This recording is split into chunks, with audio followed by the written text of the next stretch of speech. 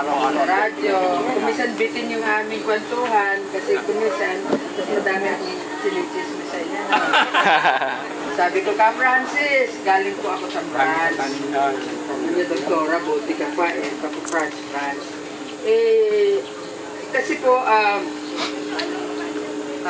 being director at the chief veterinary officer ng bansa, umaattend po tayo doon sa pagpupulong ng mga 180 member countries na sa World Organization for Animal Health or OIE. So ano po itong OIE? So ito yung isang standard setting body na nag-establish ng mga guidelines para sundan ng mga iba-ibang miyembro ng mga bansa. So, basically, ang ina-address po nito yung mga animal health concerns.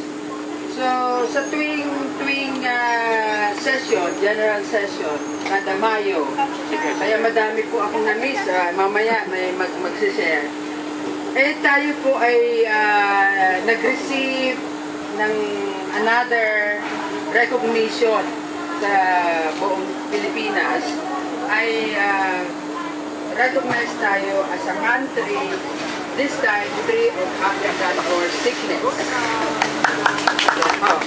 So dagdag po yan. So naka-receive na ho tayo ng recognition sa FFD, yung PPR, sakit ng kambing, tapos this time ito naman sa kabayo.